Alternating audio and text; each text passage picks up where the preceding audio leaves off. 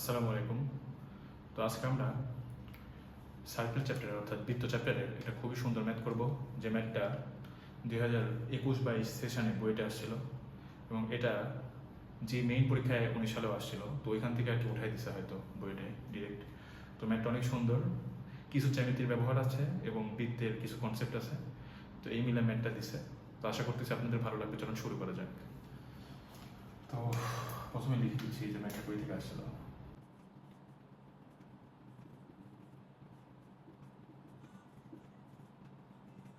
তো ম্যাথটা আমি বাংলায় লিখতেছি না, ম্যাথটা আমি চিত্র আঁকে বোঝা দিচ্ছি যে আসলে কোশ্চেনটা কী ছিল। তো চলো শুরু করা যাক।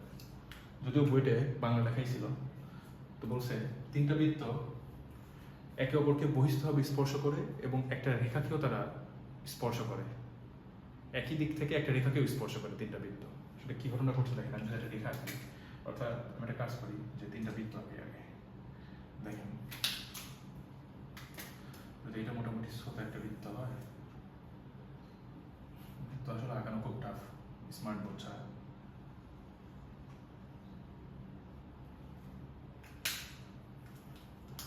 এখন আমার মনে হয় লাইন টেনে দেওয়া উচিত।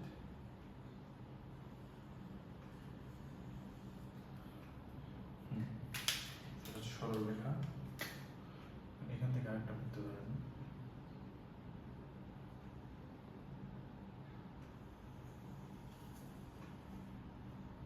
ঠিক আছে, তো এই ছিল, এখানে একটু ইয়ে হয়েছে।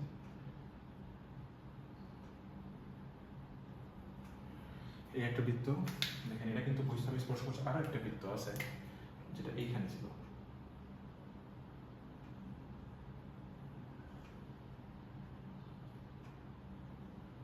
ঠিক আছে, এই হচ্ছে তিনটা বৃত্ত।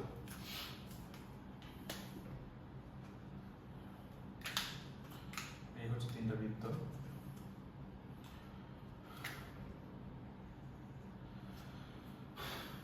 তো এই দুইটা বৃত্ত, এই তিনটা বৃত্তের প্রশ্নটা ছিল এরকম একটা সরল রেখাকে একই দিক থেকে তিনটা বৃত্ত স্পর্শ করে এবং তিনটা বৃত্ত পরস্পরকে বহিস্থভাবে স্পর্শ করে, এবং এই তিনটা বৃত্তের মধ্যে যে কোনো দুইটা বৃত্তের ব্যাসার্ধ দেওয়া ছিল, অপর বৃত্তের ব্যাসার্ধ কত। এটাই হচ্ছে ম্যাথের প্রবলেম ছিল, যে তিনটা বৃত্ত যদি এই কন্ডিশনগুলো মানে যে তারা একটা সরল রেখাকে একই দিক থেকে স্পর্শ করে এবং তারা একে অপরকে বহিস্থভাবে স্পর্শ করে, এবং দুইটা বৃত্তের যদি ব্যাসার্ধ দেওয়া থাকে সেক্ষেত্রে অপর বৃত্তের ব্যাসার্ধটি কত, এটা আমাদের নির্ণয় করতে বলছিল। তো এখন দেখেন, এইটার যদি ব্যাসার্ধ আমরা ধরলাম যে এটার একটা ব্যাসার্ধ, এখান থেকে একটা লাইন টানতেছি আমরা এভাবে, যে ব্যাসার্ধ হচ্ছে কি ধরলাম যে বি। ঠিক আছে, এটার ব্যাসার্ধ বি ধরলাম আমরা, এটার ব্যাসার্ধ বি ধরলাম। আবার এটার ব্যাসার্ধ এ ধরলাম। ঠিক আছে ভাই, এটার ব্যাসার্ধ এ ধরলাম, এটার ব্যাসার্ধ কে ধরলাম। এখন দেখেন যে আমরা এইটার আর এই বৃত্তের, দুটা বৃত্তের কেন্দ্রকে আমরা যোগ করে দেব। কিভাবে দেখেন, এইভাবে যোগ করে দেব। আবার এই এই বৃত্তের যে ব্যাসার্ধ ছিল সেটা হচ্ছে ধরলাম আমরা সি, এটা এভাবে টানতেছি, তো এটা হচ্ছে কি সি। তো এটা যোগ করে দিব। আবার এটা আর এটাও যোগ করে দেব। ঠিক আছে, যোগ করে দিলাম। তো এখন একটা বিষয় দেখেন, তাহলে এই রেখাটার দৈর্ঘ্য কি দাঁড়ালো, এই রেখাটার দৈর্ঘ্য এটা যদি বি হয় আর এটা হচ্ছে এই, তাহলে A B, sorry A plus B, A plus B হবে এর দৈর্ঘ্য। আবার এটা দেখেন, এটা কি হয় বি প্লাস সি, এটা তো বোঝা যাচ্ছে বি প্লাস সি এর দৈর্ঘ্য, আর এটা হচ্ছে এ প্লাস সি। ঠিক আছে, তো এখন একটা কাজ করবো আমরা, অঙ্কটা আমরা সলভ করার জন্য একটা কাজ করবো। দেখেন এখানে আমরা ধরলাম এই পয়েন্টটা, যে পয়েন্টটাতে এটা ধরলাম হচ্ছে সি পয়েন্ট, এটা ধরলাম এ পয়েন্ট, এটা ধরলাম বি পয়েন্ট। তাহলে এখন আমরা এই এ বি এর সমান করে এবং এ বি এর সমান্তরাল এবং সমান করে একটা রেখা এখান থেকে লম্ব, এটার উপর লম্ব আঁকাবো, মানে এটার সমান করে এই বিন্দু থেকে এই রেখার উপরে লম্ব আঁকাবো। কিভাবে দেখেন, দেখেন কিভাবে সেটা, এটা হচ্ছে নিজেই আঁকাবো সবগুলো। দেখেন এই সেম ভাবে লম্ব, এটা কিন্তু 90 ডিগ্রি, এটা 90 ডিগ্রি। আবার এখান থেকেও ঠিক একইভাবে, এখান থেকেও ঠিক একইভাবে এই কেন্দ্র থেকে এটার উপরে লম্ব আঁকে, দেখেন কিভাবে এটা আঁকালাম, হ্যাঁ ঠিক আছে। আবার এখানে কেন্দ্র থেকে এটার উপরে লম্ব একটা লম্ব মত করলাম, এটাও 90 ডিগ্রি, এটাও 90 ডিগ্রি, ঠিক আছে ভাই। তাহলে এখন একটা বিষয় দেখেন, আমাদের কিছু জিনিসপত্র আগে থেকে নির্ণয় করা লাগবে, কিছু জিনিসপত্র আগে থেকে নির্ণয় করা লাগবে। এই ম্যাথটা যদি হঠাৎ করে কারো করা না থাকে বা এরকম টাইপের ম্যাথ করা না থাকে, এটা যদি যে কোনো পরীক্ষায় দেয় তাহলে একটু টাফ। এই ম্যাথগুলো আগে থেকে করার প্র্যাকটিস থাকা লাগবে ভাই, ঠিক আছে, করে করে প্র্যাকটিস করা লাগবে। আমি যেরকম করে করে প্র্যাকটিস করছি জেনুইনলি। তো এখন দেখেন এইটার দৈর্ঘ্য কতটুকু হয়, এই অংশটুকুর দৈর্ঘ্য, এই অংশটুকুর দৈর্ঘ্য দেখেন কি হয় যে এইটুকুর দৈর্ঘ্য কত এ, আবার এইটুকুর দৈর্ঘ্য দেখেন এই যে এইটুকুর দৈর্ঘ্য, এইটুকুর দৈর্ঘ্য কি বি, তাহলে এইটুকুর দৈর্ঘ্য কি হচ্ছে এ মাইনাস বি না, হ্যাঁ এ মাইনাস বি এইটুকুর দৈর্ঘ্য, এইটুকুর দৈর্ঘ্য হচ্ছে এ মাইনাস বি, ঠিক আছে।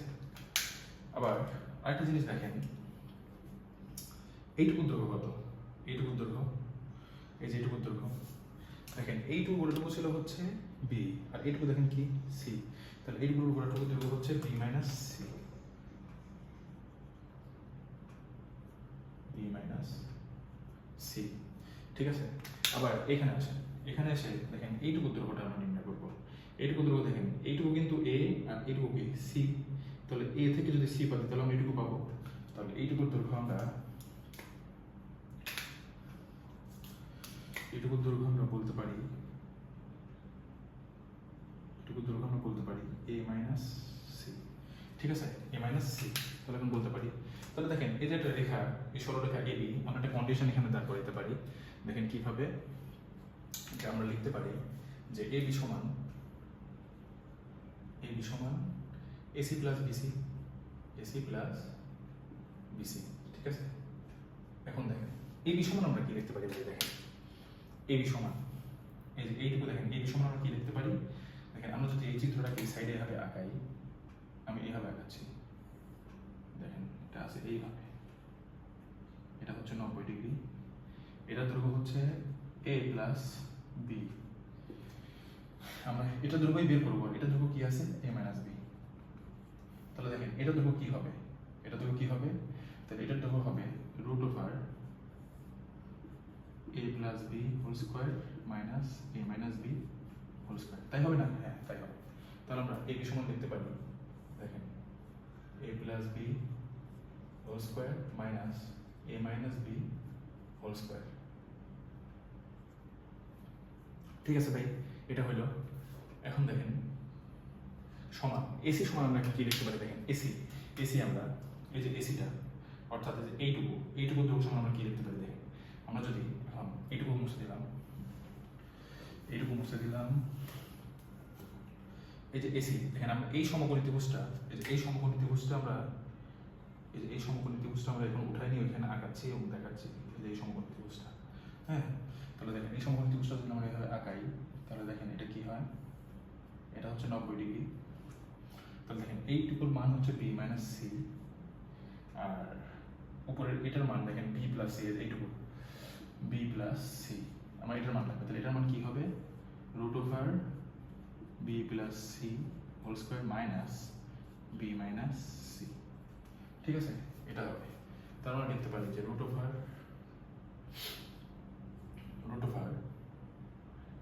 B plus C whole square minus B minus C plus, এখন দেখেন পরেরটা ঠিক একইভাবে, দেখেন আমাদের এখন লাগবে কি বিসি মান, বিসি বলতে দেখেন এইটুকু বোঝাচ্ছে, বিসি বলতে এইটুকু, এইটুকু মানে এইটুকু, হ্যাঁ। তাহলে বিসি এই ত্রিভুজটা যদি আমরা এখন আসি, দেখেন এই যে এই ত্রিভুজটা, এই যে এই ত্রিভুজটা আমরা যদি এখন নিয়ে আসি, এখানে উঠাই নিয়ে আসি, তাহলে দেখেন এই ত্রিভুজটা যদি আমরা উঠাই নিয়ে আসি, তাহলে এটা যদি 90 ডিগ্রি, তাহলে দেখেন এটা এইটুকু দৈর্ঘ্য কত হচ্ছে এ মাইনাস সি, আর এইটুকু দৈর্ঘ্য হচ্ছে এ প্লাস সি, তাহলে এটার দৈর্ঘ্য হবে এ plus C minus A minus C, Pythagoras কাজ হিসেবে, এটা তো আপনারা বুঝতেই পারতেছেন। তাহলে এটা লিখতে পারি যে A plus C whole square minus A minus C, তাহলে এটা গেল। এটা যদি যায় দেখেন বইটা যে কোশ্চেনটা আসছিল, কোশ্চেনটা আসছিল হচ্ছে বড় বৃত্তের, এই বড় বৃত্তের ব্যাসার্ধ দেওয়া ছিল হচ্ছে 4, ঠিক আছে, এই সমান দেওয়া ছিল 4 এবং মাঝারি বৃত্ত দেওয়া ছিল হচ্ছে 2।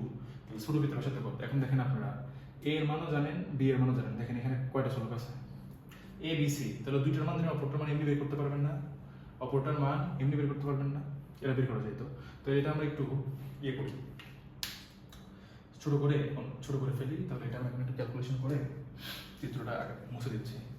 এই সাইডে লিখতেছি, হ্যাঁ এই সাইডে লিখতেছি, ছোট করে সাইডে লিখতেছি। তাহলে দেখেন আমরা একটু এখানে একটু স্মার্টলি ক্যালকুলেশন করবো ভেতরে। দেখেন এখানে a প্লাস সি মানে কি? a square plus B square থাকবে এবং 2ab প্লাস থাকবে, তাই না?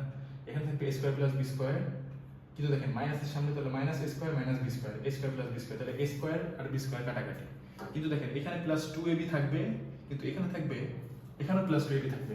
কারণ কি? দেখেন এইখানে থাকবে মাইনাস 2ab, কিন্তু এই মাইনাস আর এই মাইনাস মিলে প্লাস 2ab, আর এখানে থাকবে প্লাস 2ab। তাহলে প্লাস 2ab মিলে কি হবে? 4ab, রুট ওভার 4ab, ঠিক আছে?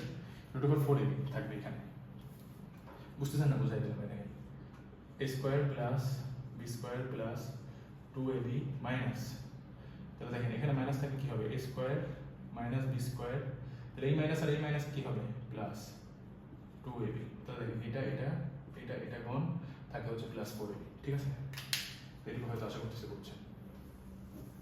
তো বাকিগুলো আমরা এভাবে করে ফেলে দেখেন b plus a b minus c আছে, তাহলে এটা সমান সমান লিখতে পারি root over 4bc plus root over 4ac, ঠিক আছে? এখন এইটাকে যদি আমরা সবগুলাকে যদি আমরা একটা কাজ করি যে রুট ওভার 4abc দিয়ে ভাগ দিই, তাহলে কি হয়? দেখেন 4abc দিয়ে ভাগ দিই, এটাকে ধরুন 4 রুট ওভার 4abc, এটাকে রুট ওভার 4abc, এটাকে ধরুন রুট ওভার 4abc দিয়ে ভাগ দিলাম। তাহলে দেখেন 4ab থাকে, তাহলে রুট ওভার c থাকে শুধু, তাহলে 1 by root over c equal, এখানে কি থাকবে? bc আছে, তাহলে কি থাকবে? তাহলে 1 by root over a plus 1 by root over b। তাহলে এটা কি কাঙ্ক্ষিত? দেখেন এখানে a এর মান 4 বসান, আর এখানে হচ্ছে b এর মান 2 বসান, তাহলে দেখেন c এর মান আরামসে এখান থেকে ক্যালকুলেটর দিয়ে বের করতে পারবেন। তাহলে কি আসতেছে? এটা মনে রাখা উচিত, কারণ বিগত সামনে আবার কোনোদিন আসতে পারে ম্যানটা 1 plus root over by c equal to root over 1 by a plus 1 by root over b। এটাই অ্যান্সার। আশা করতেছি আপনারা বুঝতে পারছেন, খুবই সহজ ম্যাথ ছিল। আজকের মতো এই পর্যন্তই। আসসালামু আলাইকুম।